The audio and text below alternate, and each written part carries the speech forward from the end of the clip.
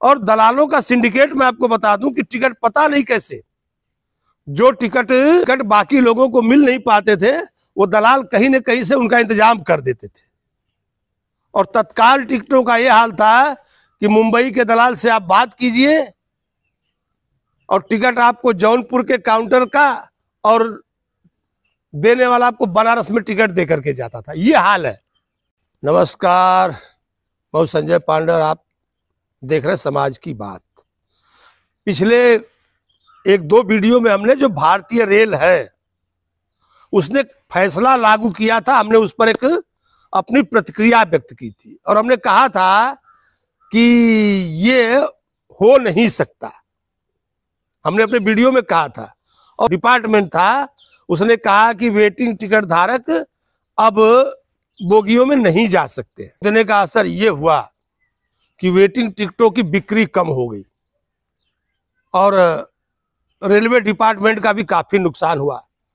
Penalty करीब करीब बीच में अगर देखा जाए तो लोग यात्रा तो कर रहे थे, लेकिन जो टीसी थे वो पेनाल्टी नहीं फाड़ते थे, इसके लिए कि उनको शायद ये बताना पड़े कि नहीं हमने पेनाल्टी फाड़ दिया, इसका मतलब कि लोग यात्रा कर रहे हैं। तो कभी कभी लोगों ने सिर्फ चालू टिकट ले करके पूरी यात्रा की, क्योंकि यात्रा तो उनको करना ही था। और जो रेलवे डिपार्टमेंट था वो भी क्या करता था, कभी कभी मैं आपको बता दूं कि जब डब्बों में भीड़ भर जाती थी, चालू डब्बों में लोग चढ़ नहीं पाते थे, तो उन आरपीएफ कर्मियों को ही आंख मूंद करके कहना पड़ता था कि भाई उसमें चले जाओ। आखिर वो भी बेचारे क्या करते, उतनी बड़ी भीड़ को कंट्रोल कैसे करते। तो कहीं ना कहीं मैंने अपने पिछले वीडियो में इसके लिए जिक्र किया था कि रेलवे कभी भी वेटिंग धारकों को रोक करके, जो वेटिंग टिकट धारक थे उनको रोक करके सिर्फ और सिर्फ दलालों का फायदा करवा गई। और अगर आप देखेंगे तो सीजनल भीड़ होती है, छठ के त्योहार हो उसमें जो गाड़ियां उत्तर की तरफ जाती है उस समय की भीड़ देख लीजिए, लगन का माहौल चल रहा हो उस समय की भीड़ आप देख लीजिए।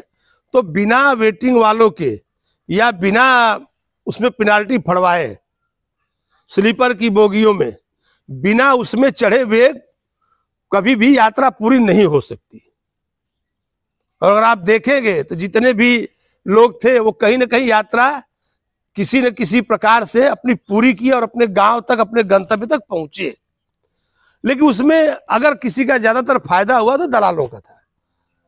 और मैं पहले भी कह चुका हूं कि पहले स्लीपर का टिकट दलाल देते थे 1500 रुपए में। मुंबई तक के टिकट, स्लीपर के टिकट का रेट दलालों का था 1500 रुपया।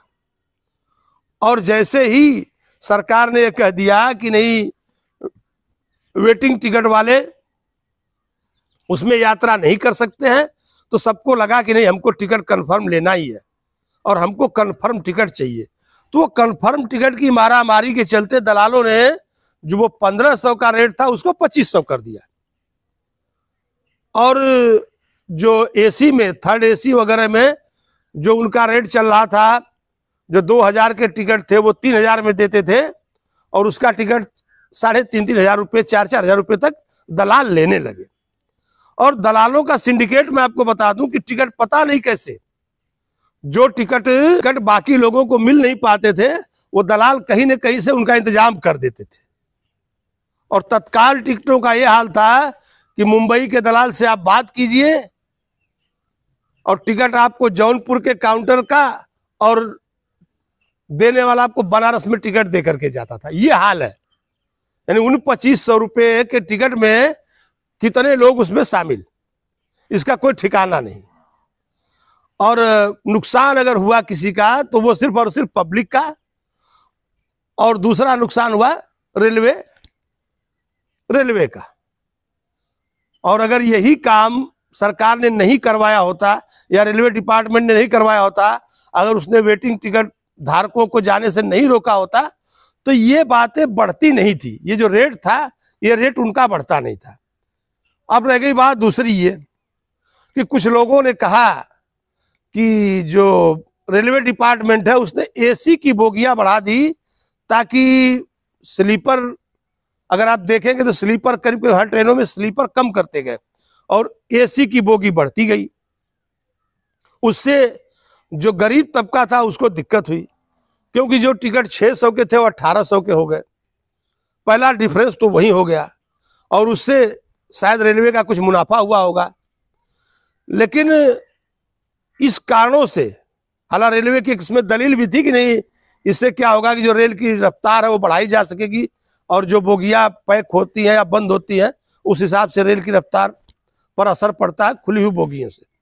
अब वो तो उनका टेक्निकल प्रॉब्लम है, जो भी हो, लेकिन कहीं ना कहीं जो ये स्लीपर की बोगियां कम करके और एसी की बोगियां बढ़ा दी गई, इससे भी जो है काफी कुछ यात्राओं पे असर गिरने लगा और लोगों की जेब ढीली होने लगी। कहीं ना कहीं जो गरीब जनता थी वो इसके बोझ तले आई। और अगर देखा जाए तो पहले की तुलना में जो इसके पहले था 2 साल 5 साल 10 साल पहले, दलालों का जो वर्चस्व था वो जब से भी अब अधिक हो गया। दलाल या दलाली कभी रुकी नहीं और टिकट कहीं ना कहीं उनके माध्यम से ही लेना पड़ा। सरकार के खाते में गए स्लीपर के 600 साढ़े 600, एसी के 1700 और बाकी 3 गुना रकम या 2 गुना रकम दलालों के जेब में चली गई। हाँ, ऐसा कुछ नहीं है कि नहीं, रेलवे ने कुछ ऐसा किया नहीं। हाँ, जरूर उसकी अगर देखा जाए तो जो साफ सफाई थी, साफ सफाई पहले के मुकाबले बहुत काफी अच्छी रहने लगी और स्टेशनों की सफाई, ट्रेन के अंदर की सफाई, ये सब चीजों पे सरकार या जो रेलवे मंत्रालय था उसका अच्छा खासा नियंत्रण था।